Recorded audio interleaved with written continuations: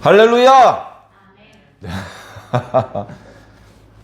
성도들이 많지 않지만 한번 힘차게 할렐루야, 아멘으로 문답 한번 해보았습니다. 우리들의 마음은요, 작지 않아야 됩니다. 물리적으로요, 사람 숫자는 적습니다. 돈으로 말하면 돈은 적습니다. 빛은 어두울 수 있습니다. 온도는 차가울 수 있습니다. 그건 다 물리 현상이에요. 그러나 그것과는 별개로 작동되는 것이 있으니 바로 우리 마음과 영혼입니다. 우리들의 마음은 한 사람이지만 100사람처럼 마음을 먹을 수 있습니다. 우리들의 영혼은 1000사람처럼 하나님을 찬양할 수 있습니다. 그것이 힘입니다. 우리에게는 물론 돈도 많이 있으면 좋죠. 그러나 그보다 더 간절히 가지고 싶은 것은 마음의 강함이고 영혼의 큼입니다. 하나님의 그 영적인 세계는 신기해요. 우리는 사람 몸 하나에 영혼이 하나가 들어간다, 이렇게 생각을 합니다. 당연하죠. 그러나 만약에 그 육체 속에 이미 그 사람의 영이 있는 상태에서 또 다른 천사가 그 속에 들어갈 수 있습니다. 그리고 마귀가 들어갈 때 한 마귀만 들어가지 않고 7마귀, 군대 마귀도 한 사람의 몸속에 들어갈 수 있습니다. 그러니까 우리가 알고 있는 물리법칙, 이런 것들이 영적인 세계에는 적용되지 않죠. 우리가 그것에 대해서 자세히 정확히 다 안다, 그렇게 말씀드릴 수는 없지만 성경에 나타나고 있는 여러 모습들을 통해서 간접적으로 우리는 알게 됩니다. 영적인 것은 우리 물리적인 것하고는 계산하는 방법이 아마 다른가 보다. 더 높은 차원의 뭔가가 있나 보다. 그렇기 때문에 거꾸로 우리는 한 사람인데 내 속엔 한 사람의 영혼이 있을 뿐인데 1000사람처럼 찬양할 수 있는 것이고, 그리고 사람의 마음을 강하게 먹으면 100사람처럼 말할 수 있는 것입니다. 우리에게는 그런 강력함이 어쩌면 물질적인 것보다 더 요긴하게 필요한지도 모릅니다. 신앙생활을 하면서 우리들의 믿음이 점점 좋아지면서 우리들의 마음도 강해지시고 우리들의 영혼도 더 커지시기를 주님 이름으로 간절히 축원을 드립니다. 우리의 신앙이 제자리 걸음할 수 없죠. 식물에게 물을 줍니다. 거름도 주고요. 식물이 자랍니다. 자라면 또 큰 화분으로 바꾸어 줍니다. 그럼 더 잘 자랍니다. 아무리 물을 주어도 아무 변화도 없다. 뭔가 좀 이상한 것이죠. 물론 아주 느리게 자라는 식물도 더러 많이 있습니다. 일부러 느리게 자라도록 하기 위해서 일부러 식물의 크기에 비해 작은 화분에 심고, 그리고 일부러 그 속에 모래라든가 돌 성분이 더 많게, 거름 성분이 거의 없게 그렇게 만들어서 성장 속도를 늦추는 경우도 더러 있습니다. 그러나 우리 눈에 느끼기 어려울 정도로 느릴 뿐이지 식물은 성장합니다. 그냥 가만히 있지 않습니다. 뭔가 변화가 일어나는 것이죠. 한쪽에서는 세포 분열을 해서 새로운 세포가 만들어지고 새로운 싹과 잎사귀가 뻗어나오기 시작을 하며, 또 다른 쪽에서는 아무리 노력을 해줘도 서서히 노화되어서 언젠간 마르고 뜯어내야 하는 그런 잎이 발생하는 것입니다. 우리 믿음도 마찬가지입니다. 신앙생활을 했는데 작년이나 오늘이나 똑같아. 5년 전이나 지금이나 별로 차이가 없다. 10년 전하고 지금하고 구별하기 어렵다. 뭔가 잘못된 것입니다. 물론 변화되어야 됩니다. 그렇다고 나쁜 쪽으로 변화되는 것을 바라고 말씀을 드리는 것은 아닙니다. 물론 나쁜 쪽으로 변화되는 경우도 많이 발견합니다. 믿음이 원래 좋았었는데 믿음이 식었어. 기도를 뜨겁게 하는 사람이었는데 이제 떠듬떠듬해. 말씀에 대해서 체계가 정립이 되어 있고 말씀에 대해서 깨달음이 있었는데 이제 뭐가 뭔지 범벅궁이야. 그렇게 좋지 않은 쪽으로 변화되기도 합니다. 전에는 무조건 순종했는데 이제는 불평이 많아지고, 전에는 믿음으로 달려갔는데 이제는 따지고 계산하는 그런 버릇이 생겼다. 좋지 않은 모양으로 변화되는 것은 바람직하지 않습니다. 그렇게 좋지 않은 쪽으로 변화되면요, 다시 좋은 쪽으로 잘 못 돌아오더라고요. 그러니까 애초에 잘못된 길로는 안 가는 게 좋고요. 우리는 계속 좋은 쪽으로 발전해야 됩니다. 전에 기도를 잘 못했었는데 이젠 기도를 잘하는 사람. 전에는 찬송의 의미를 잘 몰랐었는데 이젠 의미를 알면서 찬송하기 때문에 더 가슴 뜨겁게 찬양할 수 있는 사람.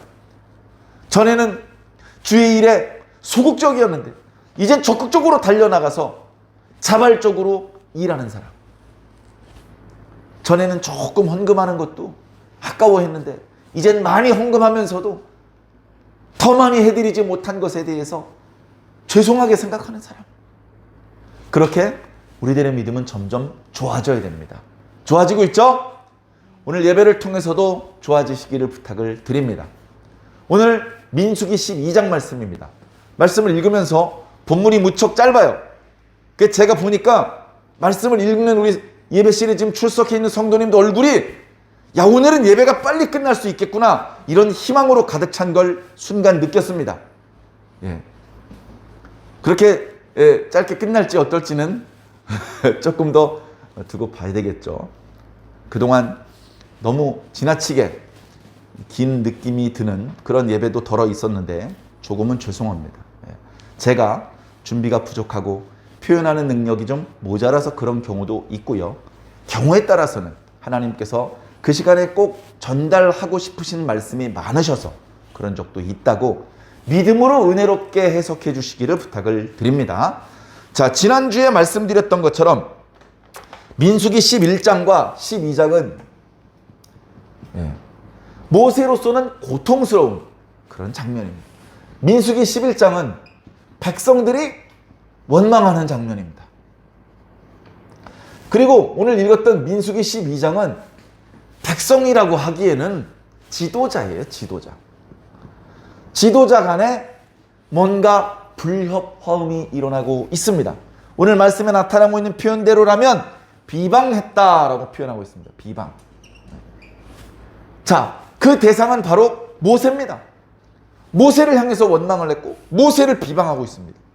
그런데 이 백성들이 원망하는 사건과 이 지도자끼리 서로 비방하는 사건을 하나님께서 대하시는 그런 모습들을 살펴보면서 우리는 뭔가 교훈과 지혜를 얻어야 됩니다.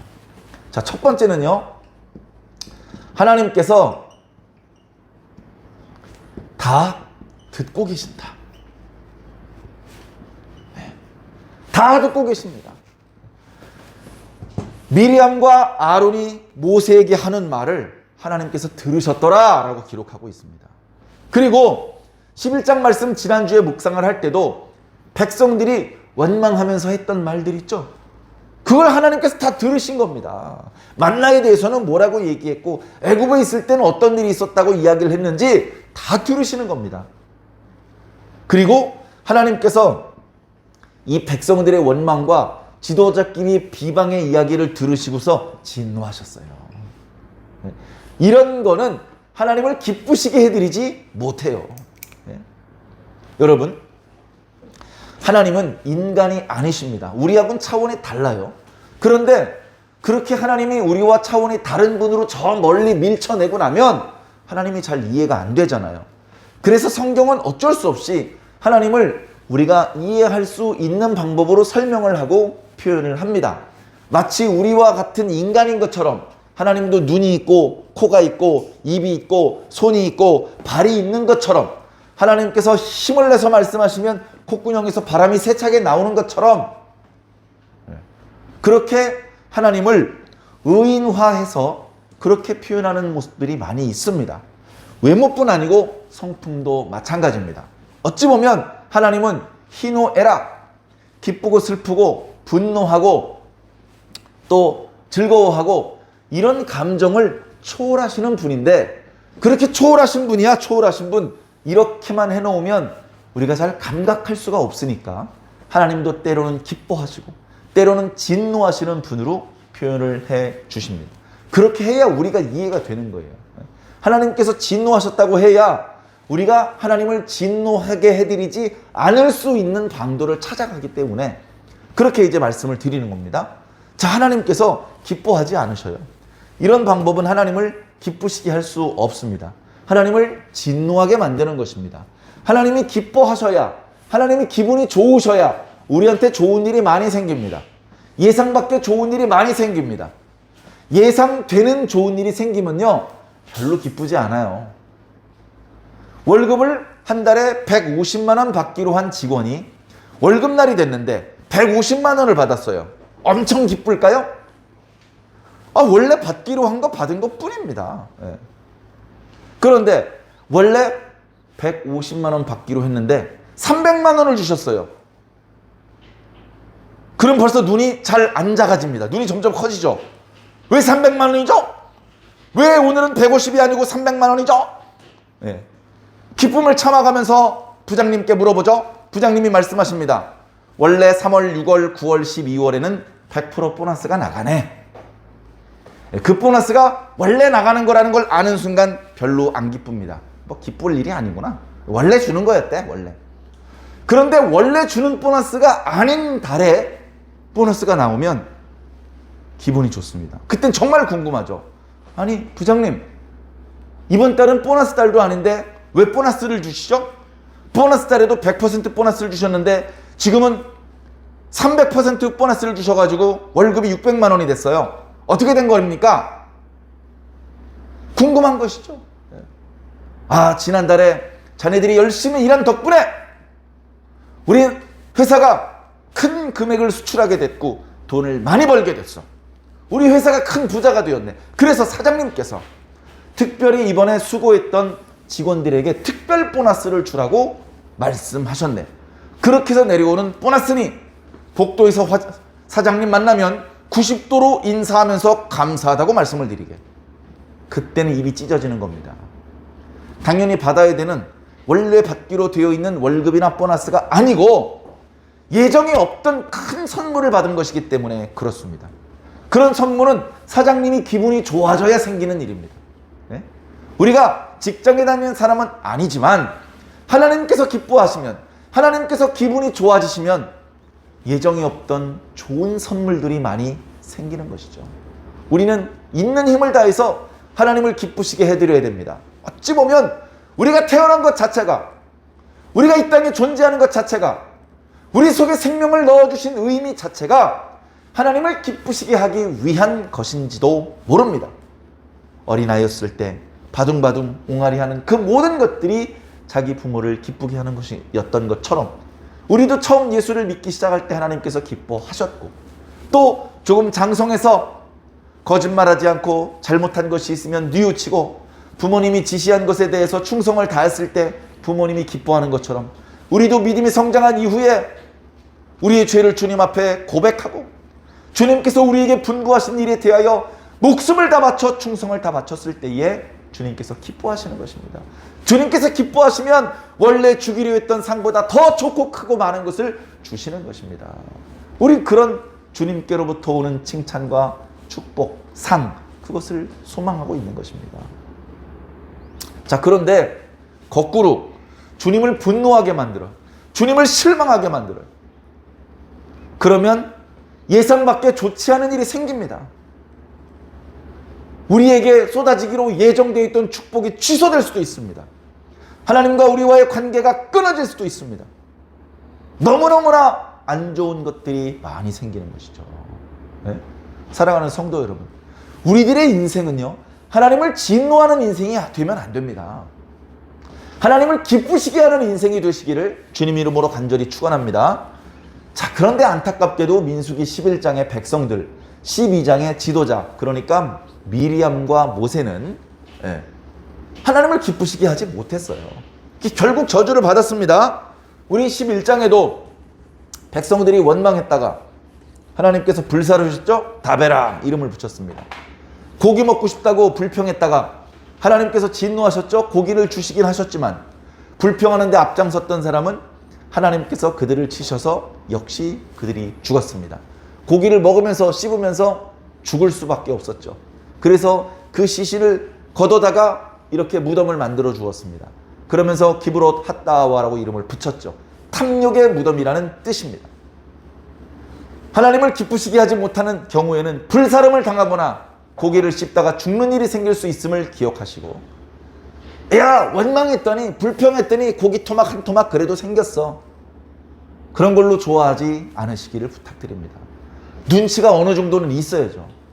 하나님께서 기분 좋게 고기를 주신 것인지 진노하시면서 고기를 주셨는지 좀 눈치를 보아가면서 기뻐해야 된다는 것입니다.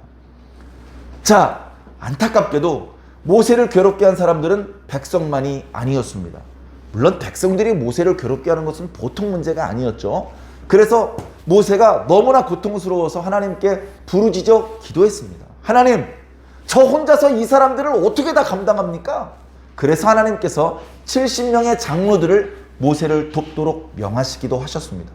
자, 그런데 이미 모세 편에 서서 절대적으로 모세 편을 들어주고 힘을 실어주고 모세 편에서 백성들을 설득했어야 했던 대제사장 아론과,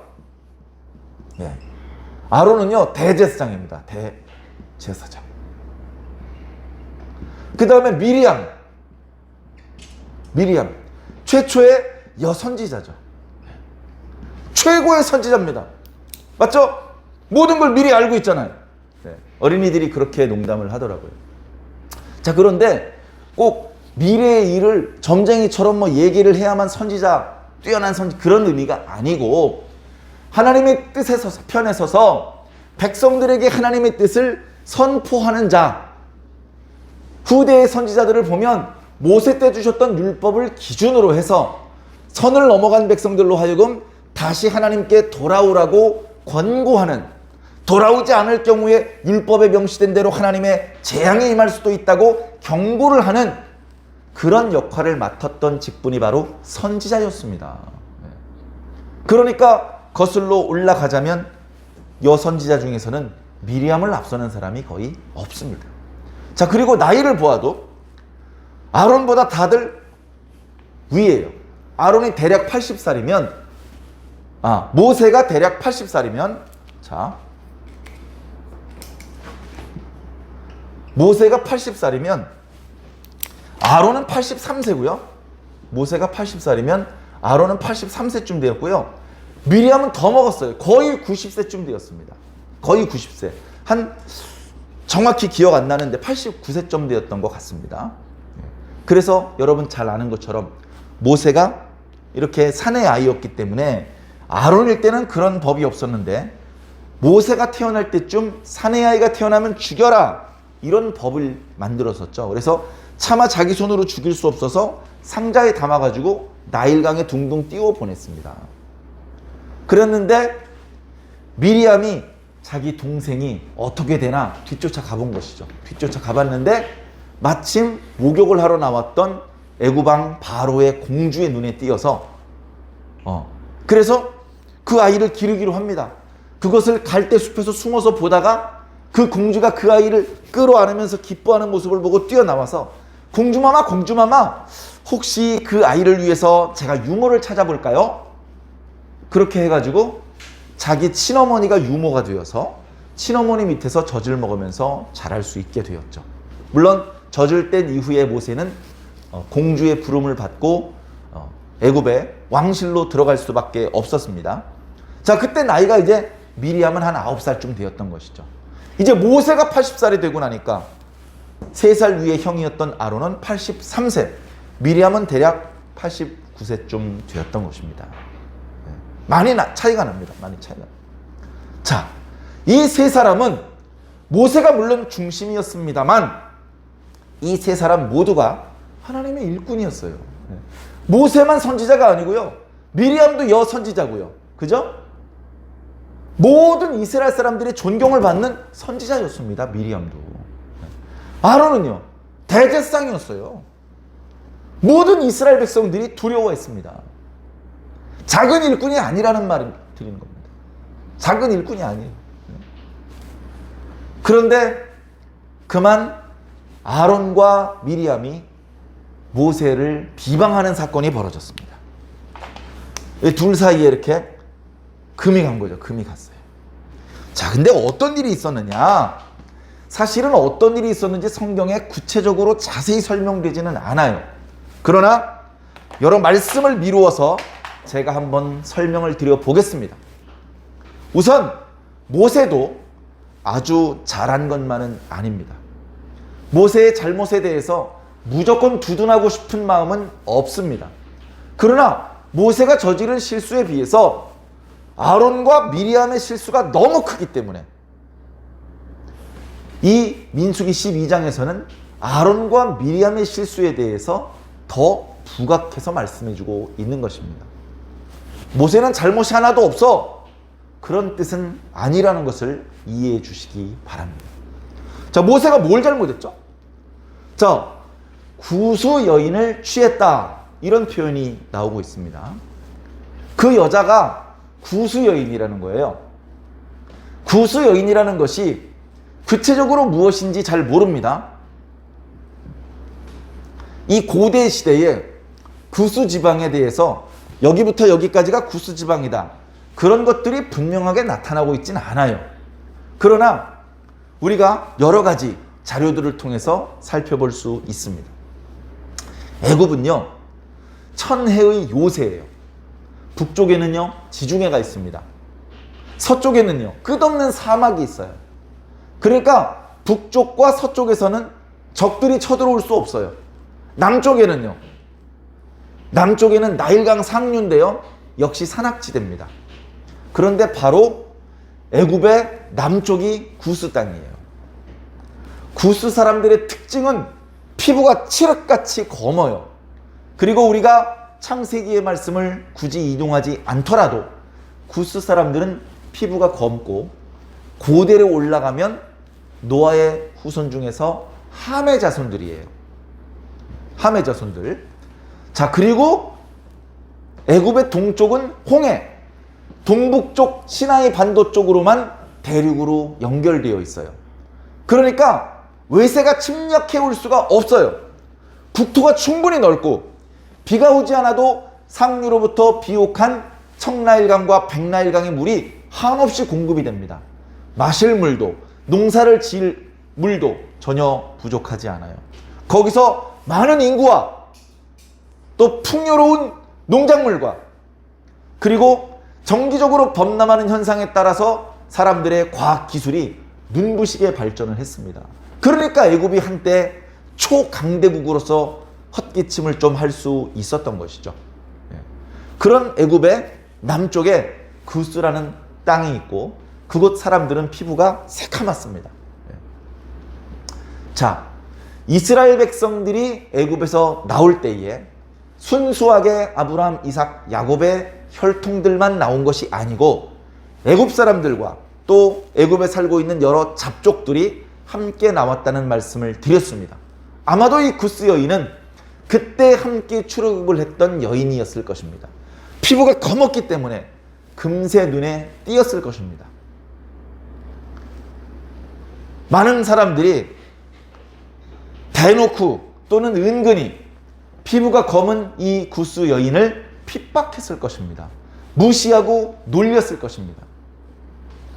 모세는 그렇게 부당하게 이 여인을 핍박하지 말라고 두둔했을 것입니다. 그러다가 모세하고 이 여인이 가까워졌고 기어이 모세가 이 여인을 취하는 그런 상황까지 벌어졌습니다. 좋게 말하면 모세가 두 번째 아내를 맞아들인 것이죠. 그런데 두 번째 아내를 맞아들이는 것이 결코 호의롭게 받아들일 수 없는 여러 가지 이유가 있습니다. 왜냐하면 하나님의 백성은 이스라엘이거든요. 이스라엘 백성들은 하나님께 선택된 백성들입니다.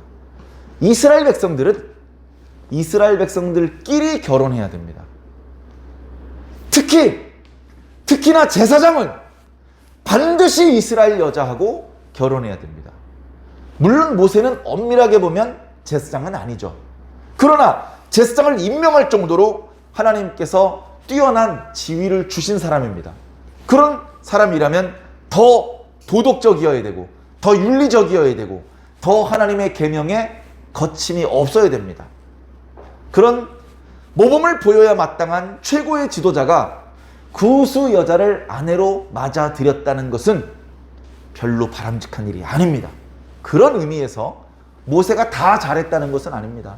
모세는 잘못해도 하나님께서 다 용서해 주신다 그런 뜻이 아닙니다.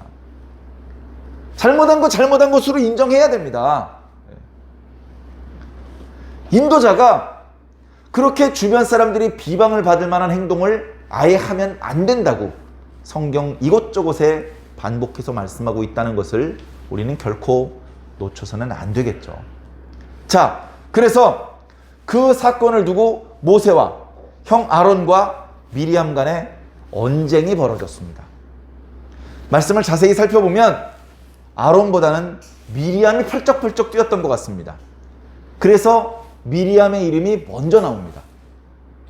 미리암과 아론이 모세를 비방한다고 말씀하고 있습니다. 그리고 비방한다라는 동사가 여성으로 되어 있습니다. 여성.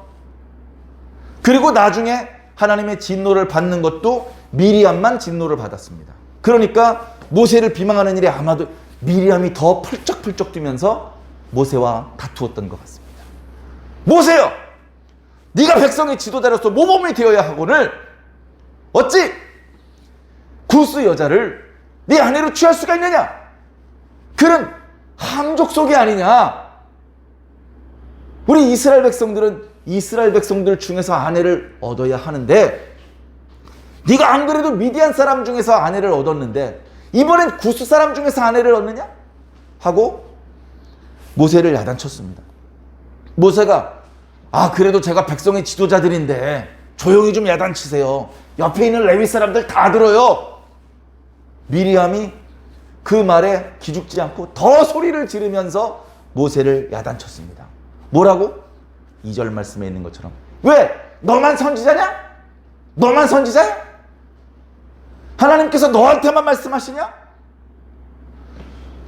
아론하고 나한테도 말씀하시잖아. 우리가 다 똑같은 선지자인데 너만 더 큰 어른 행세를 하냐? 하나님께서 너를 좀 귀호해 주시니까 오만방자해졌구나. 얼마나 오만해졌는지 구스 여인을 취하고서도 뻔뻔하게 고개를 들고 다니냐? 이제 이런 식으로 다툼이 벌어지는 것이죠. 여러분 잘 아시지 않습니까? 예? 남남도 아니고 친누나, 친동생, 친형제 관계이기 때문에 조금은 유치한 다툼이 벌어지고 있는 것이죠. 이 얘기를 하다 보니까 갑자기 너만 선지자냐? 여기까지 간 겁니다. 예? 어떻게 보면 거기까지 가기 전에, 그런 말이 튀어나오기 전에 몇 마디 하고 멈췄어야 됐어요. 그랬으면 불미스러운 일은 일어나지 않았을지도 모릅니다.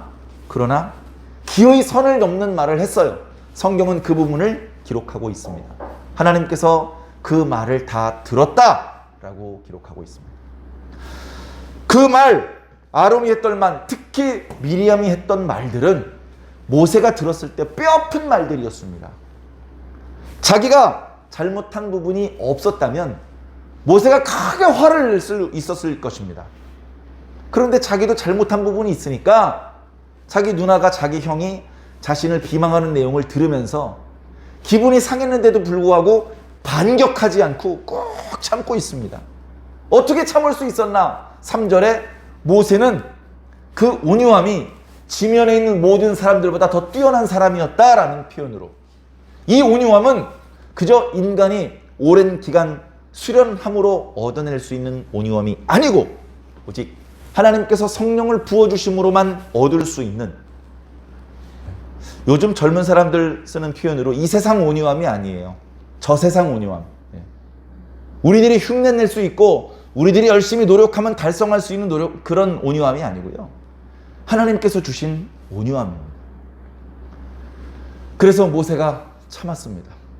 모세가 화를 내봤자 얻는 것도 없고 상처만 깊어지고 백성들 앞에 본이 안 되고, 그래서 무척 억울한 면도 좀 있었지만 모세가 참았어요.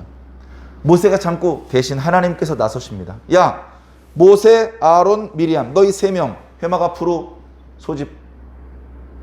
그래서 세 사람이 회막 앞으로 왔습니다.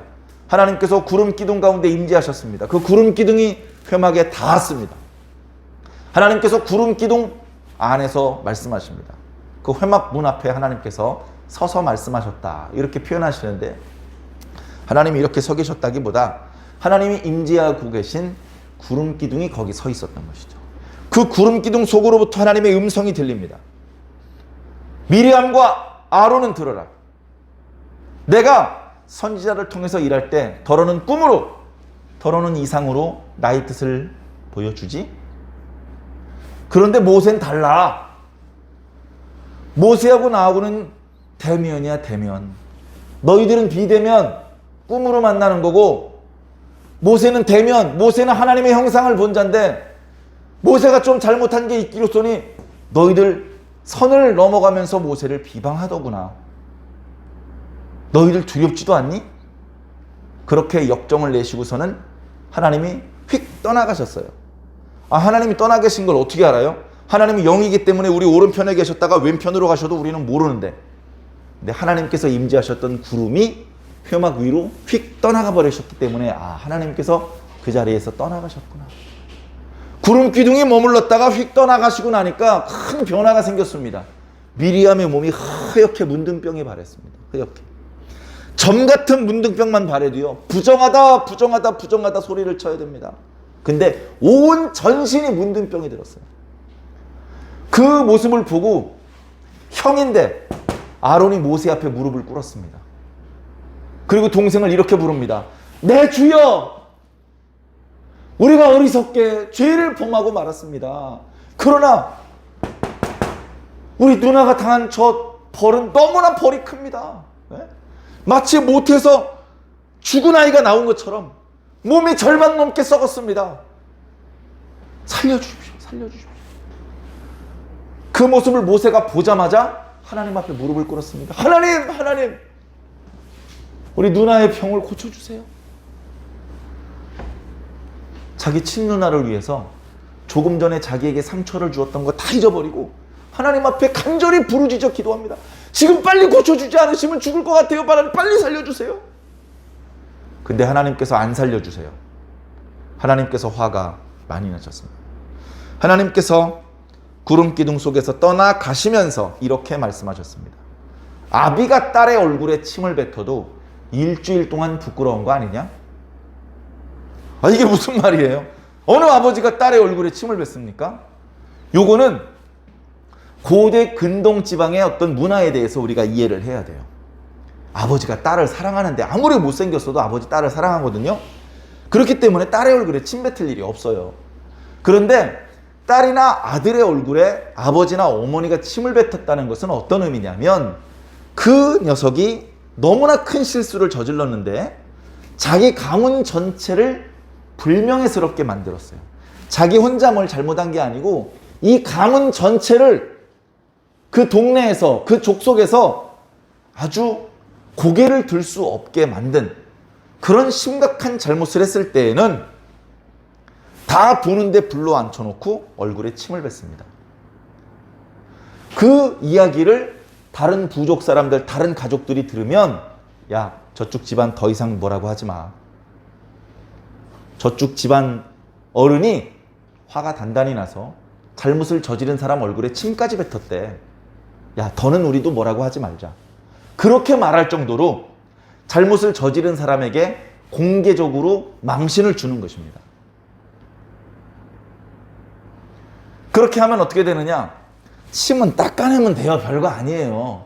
그러나 사람들이 다 보는 앞에서 침뱉음을 당했기 때문에 그 부끄러움과 불명예를 안고 집을 일주일 동안 나가 있다 들어와야 됩니다.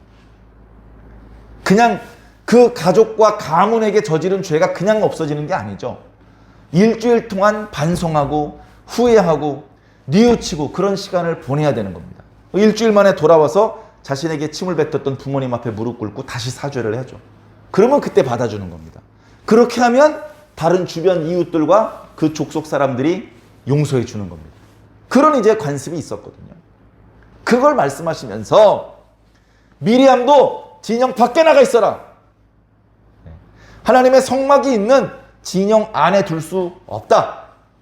그래서 미리암이 순종했어요. 지금 89세잖아요. 89세에 온몸에 문둥병이 발해가지고 진영 밖으로 나갑니다. 일주일 동안 뭘 제대로 먹었는지 잠을 제대로 잤는지 잘 모르겠어요. 미리암이 나가니까 이스라엘의 모든 여자들이 슬퍼합니다. 너무나 안타까워합니다. 뭔가 잘못한 게 있어서 하나님께 진노를 입었다지만 너무나 심각한 벌을 받아서 진영 밖으로 쫓겨나가는 신세가 되어버렸어요. 문둥병이 발한 것만도 어마어마한 건데 진영 밖으로 쫓겨나가는 그런 신세가 되어버렸어요. 그래서 미리암이 진영 밖으로 나간 사이에는 이스라엘 백성들이 행진하지 않았습니다. 일주일이 지났습니다.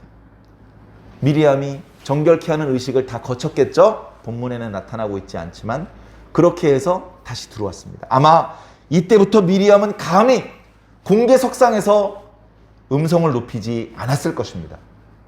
자기 의견을 잘 말하지 않고 모세를 지지해주고 뒤에서 기도해주는 역할만 했을 것입니다. 그러나 백성들은, 특히 여인들은 미리암을 존경했고 미리암이 부탁한 것에 대해서는 절대적으로 도와주었을 것입니다. 그런 모습으로 조금은 변했죠. 그래서 미리암이 들어오고서 비로소 하세롯을 떠나서 바란 광야로 나가게 되었습니다. 오늘 말씀 그렇게 길지 않았는데요. 여러분 어떤 교훈을 받을 수 있습니까? 하나님의 종은 잘못해도 된다. 하나님의 종이 잘못해도 너희들은 함부로 그를 탄핵하거나 그의 잘못을 비방하면 니들이 더 혼난다. 이런 뜻은 아닙니다. 여러분, 잘못한 건 잘못한 거예요. 그가 집사든 장로든 상관이 없습니다. 잘못했으면 하나님과 사람에게 회개해야 돼요. 사람에게만 용서를 받고 하나님께 용서를 안 받으면 온전한 회개가 아닙니다.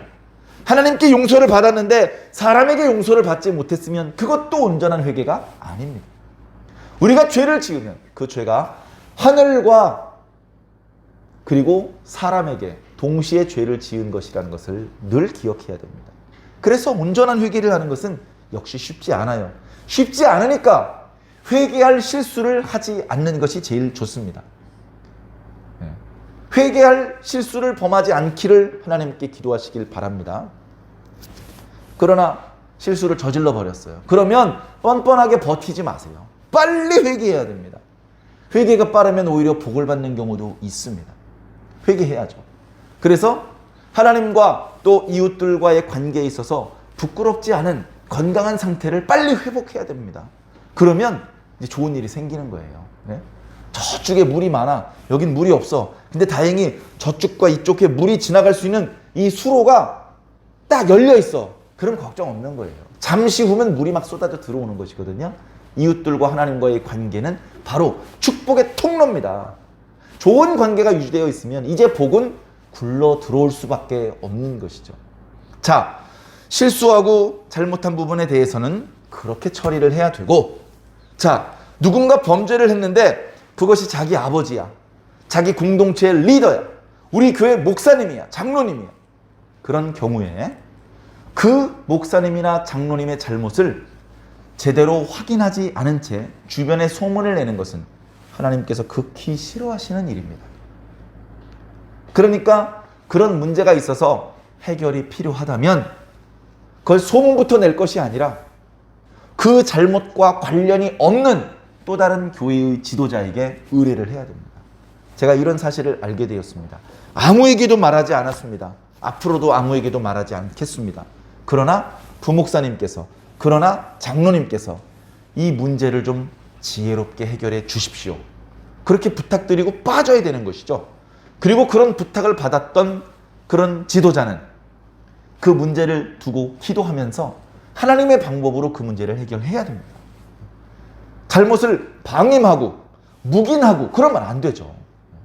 해결은 하되 하나님의 방법대로 덕스럽게 불미스럽지 않게 엉뚱하게 많은 성도들이 상심하고 신앙에서 이탈하는 그런 부작용이 발생되지 않으면서도 교회의 깨끗함을 회복할 수 있는 그런 방법을 하나님께 기도해야 됩니다. 사람이 하는 게 아닙니다. 하나님께서 그 교회를 다시 깨끗하고 건강하게 만들어 주실 것입니다. 그 중간에 심부름꾼 역할만 잘 하면 되는 것이죠. 그래서 우리 교회는 이런 건강한 교회가 돼야 됩니다. 지금은 제가 담임 목사죠. 다른 담임 목사님이 오실지도 모릅니다. 누가 되었든 교회 지도자들은 우리가 존경해 드리는 것이 마땅합니다. 잘못한 부분이 있다면 제가 조금 전에 말씀드렸던 것처럼 지혜롭게 그 문제를 해결해야 됩니다. 방치시켜서는 안 됩니다. 그러니까 우리 교회는, 아니 모든 교회는요, 모든 건강한 교회는 담임 목사님부터 평신도까지 다 영적으로 하나님과 연결되어 있는 사람이어야 됩니다. 말씀으로 연결되어 있고 기도로 연결되어 있고, 그래 언제든 하나님께 기도하고 언제든 하나님께 응답을 받을 수 있는 그런 영적인 깨어있음, 살아있음이 있는 그런 성도이어야만 하는 것이죠. 그런 상태에서 교회에 불미스러운 일이 발생되더라도 재빨리 그 문제를 수습하고 다시 건강한 상태를 회복할 수 있는 것입니다. 우리 교회는 그런 교회가 되어야 됩니다. 어떤 유명한 목사님이 나이가 많으셔서 많은 후배 목사님들의 존경을 받는데 생일이 되어서 이제 가깝게 지내는 목사님들끼리 이렇게 모여서 식사를 했습니다. 그 자리에 참여했던 어느 후배 목사가 그 선배 목사님이 현역에서 일하실 때 교회를 크게 부흥하셨던 것을 기억하면서 목사님, 어려운 시기에 목회를 하셨는데 목사님께서는 어떻게 그렇게 섬기던 교회를 크게 부흥시키셨습니까? 그렇게 여쭤봤죠. 어떻게 하면 교회를 부흥시킬 수 있을까? 모든 목사님이 알고 싶은 비결일 것입니다. 그 목사님이 그거 간단해! 라고 말씀하시면서 이렇게 덧붙이셨습니다. 그거 간단해. 안 싸우면 부흥돼. 교회는 안 싸우면 부흥돼. 교회는 예수님이 부흥시켜 주셔. 그런데 성도들끼리, 일꾼들끼리 싸우다가 예수님의 도움을 제대로 못 받아서 그래서 제자리 걸음하는 거야. 안 싸우면 부흥돼. 내가 그 교회 담임 목사 40년을 했는데 당회에서 한 번도 싸운 적이 없어. 하나님께서 기뻐하셨어. 교회는 그렇게 부흥되는 겁니다. 부흥할 수밖에 없는 설교를 전도 전략을 짜고 투자를 하고 그게 아니고요. 교회 부흥은 예수님께서 시켜주시는 겁니다. 사람이 하는 게 아닙니다. 저희 교회 등록한 교인들도요. 제가 쫓아가서 끌고 온 사람 한 명도 없습니다. 하나님께서 보내주신 분들입니다. 사랑하는 성도 여러분, 여러분들을 하나님이 알고 계셔요. 여러분들을 하나님께서 이끌고 계셔요. 여러분들을 하나님께서 여기로 인도해 주셨어요. 제가 부족하지만 저와 함께 합심해서 기도하면서 이 땅에 있는 동안에 좋은 하나님의 일꾼으로 또 하나님의 나라에서는 영원토록 하나님을 찬양하는 귀중한 천국 백성으로 그렇게 사십시다. 꼭 신앙에 승리하시는 저와 여러분들이 꼭 되기를 예수님 이름으로 간절히 축원합니다. 아멘.